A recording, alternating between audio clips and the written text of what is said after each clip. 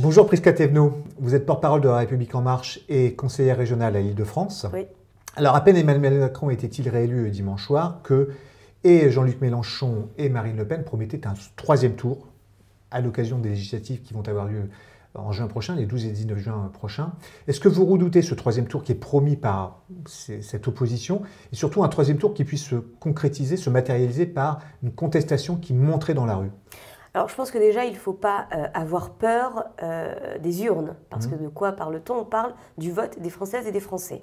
Ensuite je pense qu'il faut faire un petit rappel très simple de comment fonctionne notre 5e République. C'est qu'il y a les élections présidentielles qui viennent de se terminer et effectivement de permettre la réélection d'Emmanuel Macron pour 5 ans, et ensuite les élections législatives qui ne sont pas un troisième tour. Pourquoi j'insiste sur cela?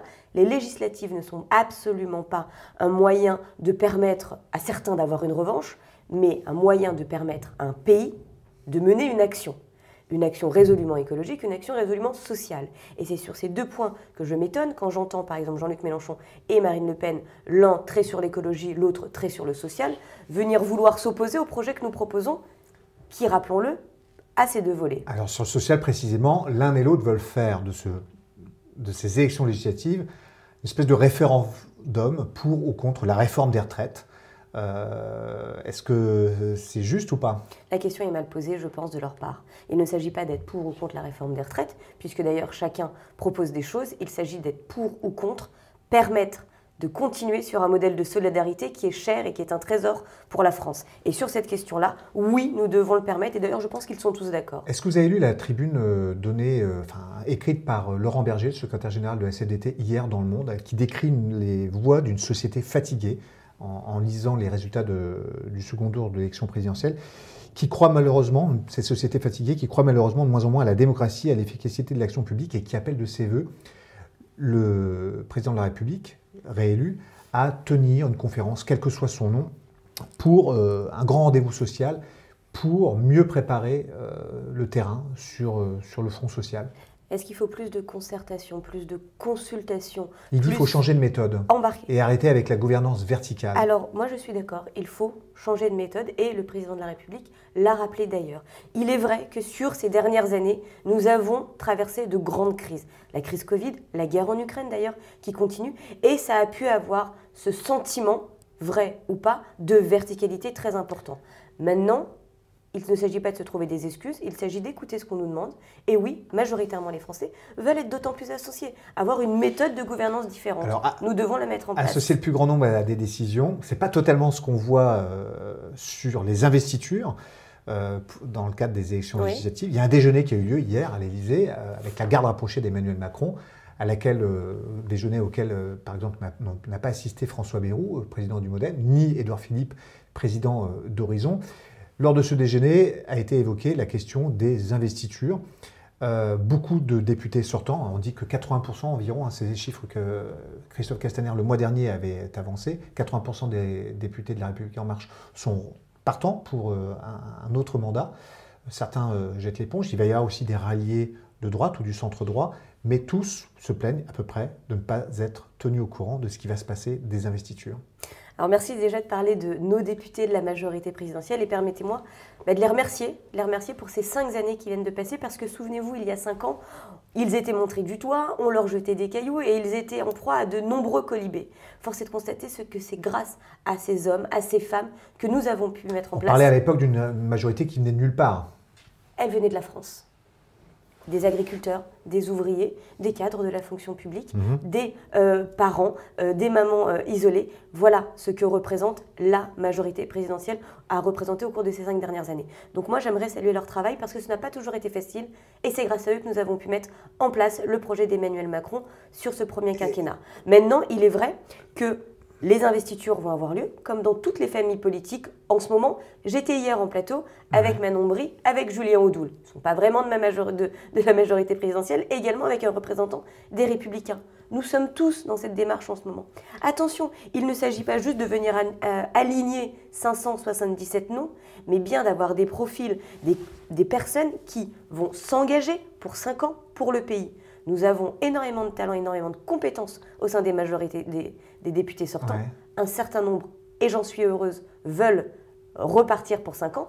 Et d'autres, alors moi je ne vais pas repartir pour 5 ans. Non, mais vous êtes candidate à l'investiture. Je suis candidate à l'investiture et je ne suis pas plus impatiente que ça.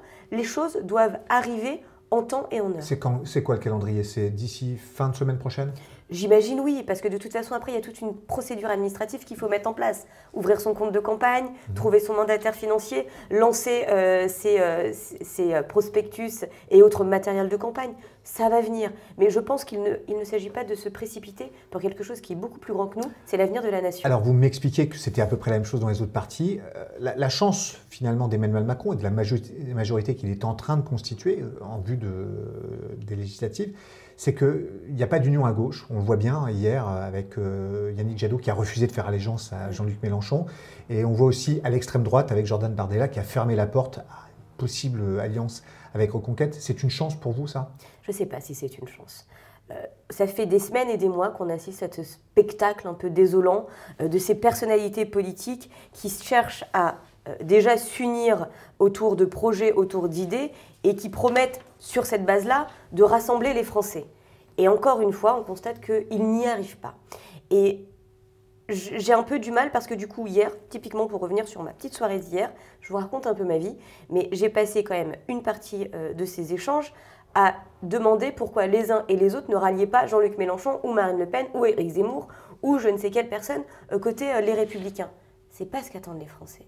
Les Français, ils cherchent à ce qu'on se retrouve autour de sujets, des sujets sûrement fondamentaux, essentiels, et peut-être qu'on débatte autour d'autres. C'est cela dont ils ont envie. On l'a réclamé pendant toute la campagne des présidentielles. Les présidentielles terminées, ils recommencent sur les législatives. Les Français ne veulent pas de la politique spectacle, ils veulent de la politique tout court. Alors, logiquement, l'histoire montre que lorsqu'un président est élu, les électeurs, ensuite, lors des législatives qui suivent, lui donnent une majorité. Néanmoins, quand on regarde le résultat du premier tour de l'élection présidentielle, le bloc de gauche, donc Jean-Luc Mélenchon, le PS, le LV, etc., est arrivé en tête ou en deuxième position dans près de 280 circonscriptions. Et disons le ticket Macron, enfin l'ensemble des votes Macron-Pécresse est arrivé en deuxième voire en troisième position, ce qui fait que on peut douter que dans une centaine de circonscriptions, il puisse y avoir, enfin on peut craindre le fait qu'un candidat de La République En Marche n'arrive pas au second tour. De toute façon, vous savez, les Français décident. Donc on peut craindre ou espérer plein de choses. Au bout du bout, c'est eux qui ont la décision dans leurs mains quand ils sont dans l'isoloir. Et ça, c'est une chance. Maintenant, quelles sont les conditions de la réussite, en fait, pour les candidats de La République En Marche? Il ne s'agit pas de la réussite des candidats. Je pense qu'il faut le voir différemment. Il ne s'agit pas tant d'avoir une majorité pour avoir une majorité. Il s'agit juste de faire ce que les Français nous demandent de faire, c'est-à-dire de pouvoir avancer sur des sujets extrêmement importants, des sujets immédiats, qui sont par exemple le social. Il faut qu'on puisse, dès cet été, revaloriser les retraites. Il faut qu'on puisse mettre en place la solidarité à la source. Il faut qu'on puisse avancer sur le sujet de la redevance audiovisuelle et du pouvoir d'achat avec ce fameux paquet qui est annoncé sitôt les législatives passées pour la prochaine législature, avec ce paquet que les députés seraient amenés à examiner. Exactement, il faut avancer très vite. Il contiendra quoi, ce paquet ? Eh bien justement, il va falloir que les députés s'en saisissent, il faut qu'ils puissent en parler, qu'ils puissent concerter, que cela puisse aussi avoir cette fameuse nouvelle méthode de consultation, de concertation des Français et des corps intermédiaires. Et donc, c'est pour ça que demain, à l'Assemblée nationale, nous n'avons pas envie de simplement entendre Jean-Luc Mélenchon, et il sait très bien, c'est un très bon tribun, ça je le reconnais, mais simplement venir parader et faire du spectacle. Nous avons envie d'avancer sur des sujets sociaux très concrets, des sujets écologiques très concrets. Et donc, force est de constater que nous avons besoin d'une majorité pour cela. Il y a un chiffre qui a été très frappant. Alors, selon les instituts de sondage, c'est l'abstention, évidemment, au second tour de la présidentielle, notamment chez les jeunes. Chez les 18-24 ans, le taux d'abstention approcherait les 40%. Alors, vous avez fondé une association, je crois elle s'appelle Civil Impact, c'est ça, c'était en 2017, qui vise à accompagner des jeunes, ou moins jeunes d'ailleurs, qui seraient tentés par la vie politique, mais qui n'en connaissent pas forcément les codes. Si on relie les deux, est-ce que, le taux d'abstention des jeunes est inquiétant et risque de se reproduire aux législatives? Et deux, est-ce que vous l'observez dans le manque de vocation ou pas des jeunes dans la vie politique française? Oui, tout à fait. Et en fait, j'ai remarqué, alors c'est une association effectivement complètement bénévole et gratuite, et qui est surtout non partisane. Et donc c'est pour ça qu'on l'a mis en jachère pendant les élections là pour pas qu'il y ait de méprise. Vous avez formé combien de personnes, enfin, ou accompagné combien de personnes? C'était des cohortes de 50 personnes par promotion, à raison d'une promotion et demie, parce qu'il y a une se chevauchait sur 2 années, par an. Et en fait, l'enjeu, c'est toujours de dire, oui, on voit qu'il y a un engouement très fort, parce que c'est faux de penser, et je ne vous l'avez pas dit, mais c'est faux de penser, que parce que les jeunes vont moins voter, ils sont moins engagés. C'est complètement faux, et c'est ça qui doit nous interpeller. Les jeunes s'engagent énormément dans des collectifs citoyens, dans des associations, sur des happenings aussi également, sur des manifestations. Mais ils ne trouvent plus de logique à aller voter.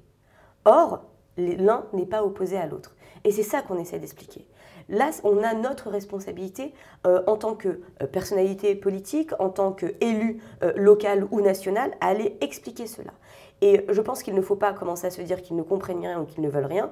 Ce n'est pas vrai. Il faut juste rappeler que, effectivement, s'engager dans une association va de pair avec aller voter. Et ceux et celles que j'ai pu entendre, notamment au premier tour, nous dire qu'ils ne se retrouvaient pas dans ce qui était proposé, rappelons quand même qu'il y a quand même 12 candidats, 12 projets de société bien différents. C'est quand même une richesse démocratique de pouvoir avoir autant de candidats, autant de projets proposés.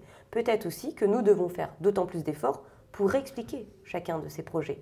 Et peut-être éviter d'être systématiquement dans du débat un peu punchline, un peu buzz, qui finalement sert les égos des uns et des autres, mais absolument pas la compréhension des projets.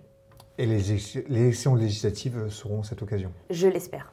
Merci Prisca Thévenot. Merci à vous.